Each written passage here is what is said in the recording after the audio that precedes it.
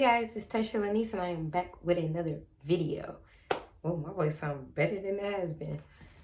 This video is going to be my April TBR. So, if you guys would like to see what books I'm reading for the month of April, then keep on watching. I have quite a few books. I have pretty much failed January and February, but I listened to audiobooks, but I went a little deeper, harder in March. So I want to keep that same energy in April so I can get through these books because my goal is to read 100 books by the end of this year. So in no particular order, I am going to be reading The Housemaid. This is by Frida McFadden. I will be reading this with my friend Brandy. So I'll probably get through this pretty quickly because she reads quickly and I'll be trying to keep up. It's not even long. It's just, I be having like a lot of stuff to do.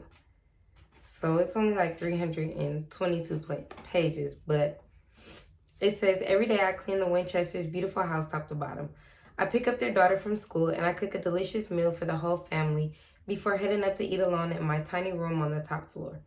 I try to ignore how Nina makes a mess just to watch me clean it up, how she tells strange lies about her own daughter, and how her husband Andrew seems more broken every day.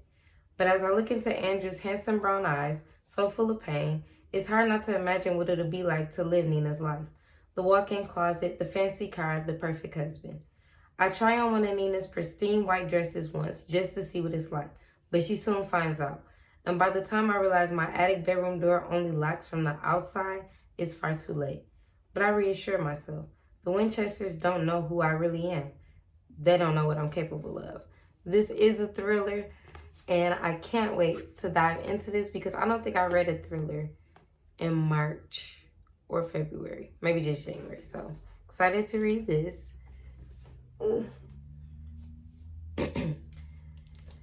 Next up is Bad Fat Black Girl Notes from a Trap Feminist by Cicely Bowen. This is a memoir. I have no idea who she is, but I mean, it sounds cool.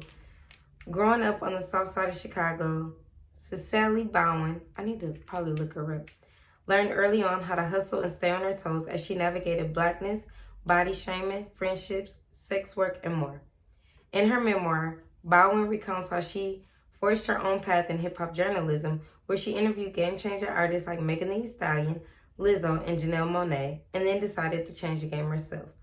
Mainstream feminism often leaves out Black women, their lives, their needs, their dreams, and yes, their love for hip-hop.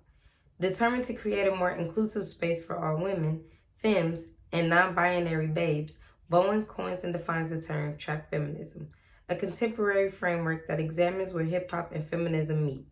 An unforgettable genre-defining debut and quintessential text for the hot girl era, Bad Fat Black Girl, it's covered up. It's covered up. Use a Black feminism legacy for, I can't see it. But I'm interested to read this to find out who this girl is. Let me see. I don't know what she looked like.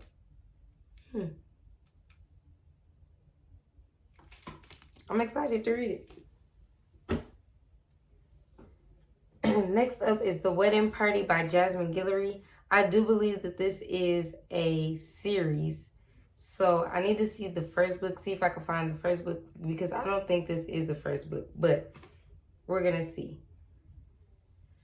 Maddie, and Theo have two things in common. Alexa is their best friend. I have an Alexa, I don't want her to talk. 2, they hate each other.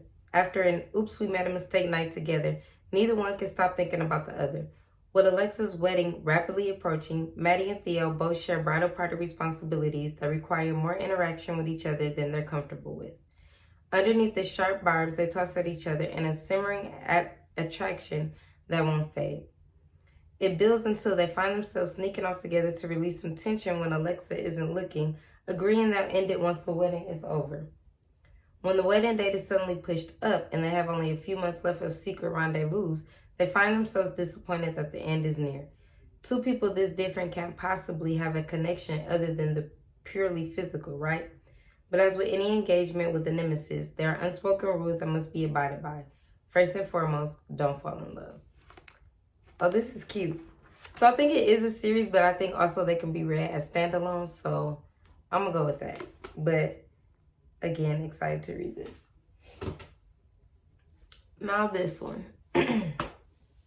Oh, this one is thick. This is Addicted for Now by Krista and Becca Ritchie. This is the third book in the Addicted to You Callaway series.